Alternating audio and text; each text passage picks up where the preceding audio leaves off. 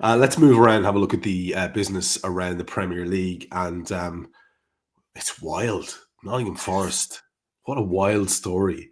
Uh, the latest name, Douglas Luiz, has been linked with them. I wasn't 100% sure if it had been done or not by the time I was getting to my computer today, and it seems as if the manager's under pressure. Not only that, but the mad Greek lad that's holding lads hostage is talking about getting another very famous Prem ex-manager into the fold. It's a really fun setup for those of us who are not fans to be looking at and speculating about.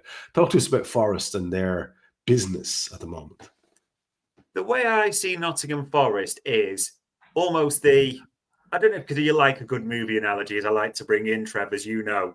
They are the Pirates of the Caribbean of the Premier League. It's all just a bit wild and wacky, isn't it? A little bit as well. And you think how well Nuno did for them last season, but you think back to when the owner burst onto the pitch, didn't he? And you thought, oh my God, what's going to happen here type of thing. And then all the signings they've made this summer as well, which look decent business, they've really reinforced.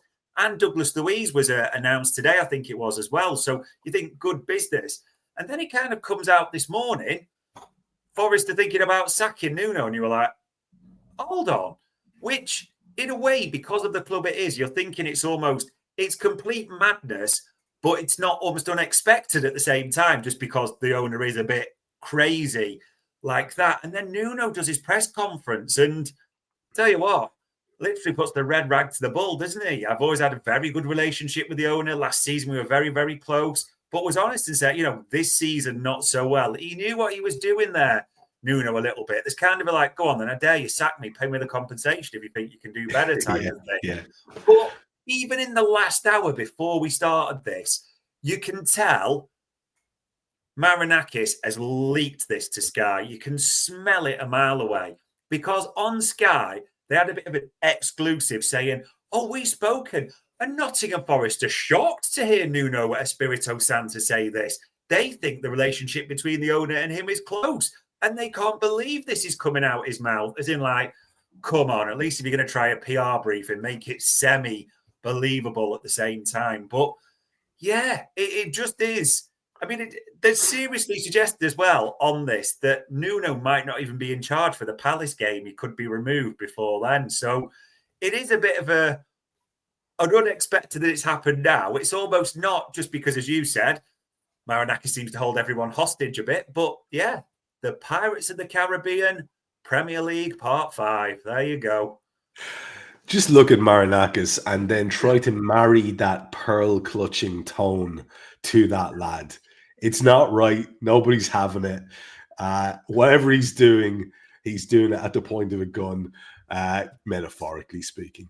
Let's move on and have a look at our next story. And of course, Chelsea are always good for either a laugh or a sort of a head shake or a head scratch. There's been quite a bit of stuff since you and I spoke last.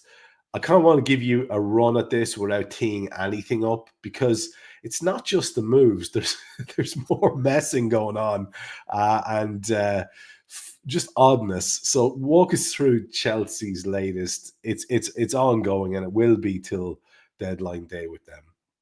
Honestly, the guy I get the best Chelsea info from, he was messaging me. I was like, hold on, just stop. I need to write this down. This is too much, because there's so much going on. I mean, Renato Vega, that is a good bit of business, because they've more than doubled their money on a kid that was never really going to be a factor in the first team. He's gone to Villarreal for just shy of 30 million euros. So that's one out the door.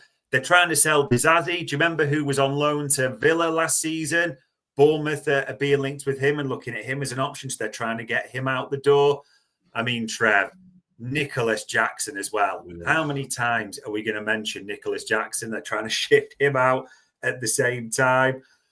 Javi Simmons, they still want in. Garnacho, they still want in. They still want this other centre-back, even though they're letting one go to Germany on loan that we'll talk about as well. I mean, if all goes to plan, Chelsea, before deadline day, could still do 7 deals, as in ins and outs. Do you know what I mean? 7 deals before the deadline for a club that we know how many they do as well. So they will be the club just to watch, shall we say, for who does the most business before it all ends. Is there any extra bit around the Enciso stuff that you want to fill us in on? Because that's a weird story. That is just weird. I remember when David Ornstein had it as a tweet and I read it. And you know, when you think, oh, I've read that wrong, like I'm just a misspoke or like, no, he's been signed by Blueco, not by Chelsea, Blueco. So almost the way the South American organisations did it. Do you remember back in the day when like Mascherano and Tevez came over and Corinthians owned part of them, but Kia Berisha owned part of them as well? He's been bought by an organisation. So he's going to possibly be on loan at Strasbourg and then move to Chelsea until they possibly free up some space in the squad as well. But if you think like how everything's changed the game, that was probably one that me and you were just the same messaging like, what the heck? A company has bought a Premier League player. That's where we are right now. So I just wanted to double down on that one. Spurs, Arsenal, Palace have gotten themselves into a bit of a dance here. But one way or the other, it looks like Palace are going to be a bit weakened on the back of it. You've already mentioned Savinho, and he's in this little dance too. Palace will be looking at someone to bring in. And there's a little bit of, I think, Tyler Dibbling rumor as opposed to anything too sturdy as well. So walk us through these complicated, interconnected potential moves. Yeah, it's all busy in London, isn't it? Because it looked like, for certainty, Eze was going to Spurs, wasn't he? We're all just expecting that to get announced. And then Arsenal all of a sudden swooped in, didn't they? And he said, you know, I want to go there. And I mean, that was a couple of hours ago. He's at Arsenal's training ground right now. He could even be an Arsenal player right this second for all we know. So that is a bit of a kick in the teeth for Spurs. And Thomas Frank came out and said, you know, we only want players that want to be in this club. And they're looking at alternatives, aren't they? And there's naturally intermediaries sounded out, Morgan Rogers and his people. So I think there's a lot of this where we thought, we can do a Luis Diaz here, can't we? Because do you remember when Spurs did all the legwork on Luis Diaz and then we just swooped in at the last minute and pinched him? Everyone's kind of looking towards the same thing with Morgan Rogers because of Villa's PSR pressures. As you mentioned, Savinho is back in the mix at the same time as well. And in fact, that was Romano saying an hour ago or just over, they're prepared to up their offer in the last 24 hours. Newer contacts have been made as well. So you've got to keep an eye on that at the same time. So what are Palace doing? They made a move for Bilal, the attacking midfielder at Leicester, who, of course, wants to leave Leicester and move to Palace and play back in the Premier League. So we'll see if anything develops on that one. And then, as you said, Spurs are looking at other options because if you think a week ago, all it was lined up for was Spurs looked tidy, didn't they? They were going to get Eze and then we're going to get Savinho. But there's a kind of risk factor in both of these now because Eze's gone to Arsenal and Pep wasn't yet. Savinho's definitely going now. There seems a bit of uncertainty there as well. So as you said, Tyler Dibling's been sounded out. Even as we mentioned before, an inquiry for Harvey Elliott at the same time as well. So it is just interesting to see what Spurs do because not as bad as Newcastle by any means, but a lot of their targets have just slipped through their grasp, even if it's a last-minute job, isn't it? It could still end well for them. They could still have a really good window, but we'll have to see what happens with them. Basically, London is just going to be mad busy by the end of this window. Yeah, it's a bit like the old hokey cokey there. And just wrap up then with United. There's a story there around keepers and Leeds doing a little bit of recruitment as well. Yeah, it's kind of funny, isn't it? Do you remember when he had that big rant at all the journalists, Amorim, after that keeper made a shocking, decision or whatever, error for the goal? He then comes out and said, no, I didn't drop Onana. He was just my third choice for this. And now all of a sudden, as has come out, I'm probably going to pronounce his name wrong, but I think Senelamans Royal Antwerp, around 70 million quid. They're looking to do this deal, which, let's be honest, Trev, if United are looking to bring in a keeper, it's probably a bit of a death knell for Onana in this one, isn't it? So I think we fully expect that one to happen and Onana to depart. Where he'll go will be an interesting one, but that's for another day. Also, it should say, it says on the screen there, this rules United out of the Donnarumma battle, doesn't it? So it seems City or no one, literally, and that Edison link. So that chain's still in play. And Leeds got a great deal, another great deal for them. They got Noah Okafor, I think it's pronounced, from AC Milan, the attacker, which is, through the Red Bull group. They've got the connections there and they've used that one. So that's a great move. And the reason I like to save that to last, we said this earlier, a couple of weeks ago, the promoted clubs are having a real go this summer, aren't they? Sunderland spent big dosh, Leeds big dosh, Burnley having a go. Even if they're going to go down, they're not doing the Norwich as in spend 5 million, then just drift by the wayside type of thing. So, yeah, a bit of respect for their promoted clubs. They're having a real go this summer. Yeah, there's something a bit joyless, isn't there, about the teams that come up and then just sort of manage the situation financially. You'd like to see them actually having the fun of having a good go at it. So it'll be interesting to watch. Now, we take ourselves away from the Premier League for the last section of the show. And of course, it brings us back to Liverpool in a roundabout way. We'll finish also with a potentially Liverpool adjacent story, but Harvey Elliott's the big one. Red Bull Leipzig are the club that are most heavily linked. You can see why. There's lots of obvious connectors there. It does seem to be inextricably linked to an outgoing there. But it seems as if very much Harvey's been on in the shop window for the whole window. And it's a little bit frustrating, no doubt, for the kid himself and the club that it's still where it is.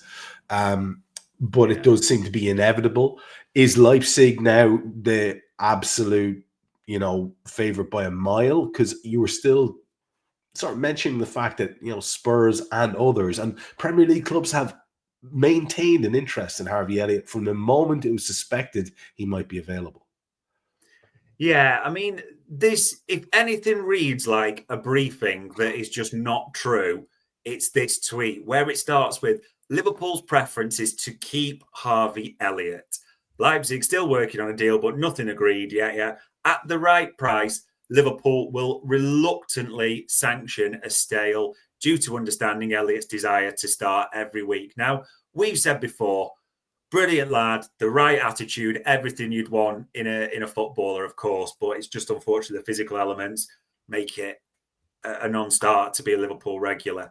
Liverpool's preference is not to keep Harvey Elliott, as we know, Trev. Liverpool will happily sell Harvey Elliott. It's just a case of give us the 40 million or with a release clause or buyback clause, or pay closer to 50 million. This is just a tactic to say to Red Bull, yes, you agree on all these terms with Harvey Elliott in his camp and you've sold him on your project. However, if you don't pay what we want, you ain't getting this player, full stop. This is not a chance to try and lowball. And they know it, as you said, because they know that Red Bull have just been fortified by the sale of Sesko. So there's big money just coming to the pot there at the same time. They know that Xavi Simons is expected to go to Chelsea, isn't he? So, Red Bull get the money in there. So Elliott is set to be their Xavi Simons replacement. They know they've got the funds. This is more a, we will not accept a low ball. Don't think you'll leave it till later in the window. We'll play chicken with you and we'll do it better type of job. But as you said, at the same time, Spurs, we know, have made inquiries. There's even reports tonight that Villa had asked about the nature of Elliott's deal and what would it take, to make that move as well. There's always those Premier League links. You never know for definite. The money is still on Harvey Elliott ending at Red Bull Leipzig once that Xavi Simons, Chelsea, the merry-go-round, lands where it lands, because it doesn't like Nkunku's going there, does it? Because they won't sanction that on a loan at the same time, Chelsea. So we'll have to see. But yeah, that line, you don't want to be too rude, but Liverpool's preference is to keep Harvey Elliott. Just a lie in it, really. Yeah, and you know what? It's important that you point stuff like that out because that's what we try to do on this show, is just be as honest as we can. And if it's us that's briefing as opposed to other clubs that are briefing, it's equally important to point it out. And I agree with you entirely on that one.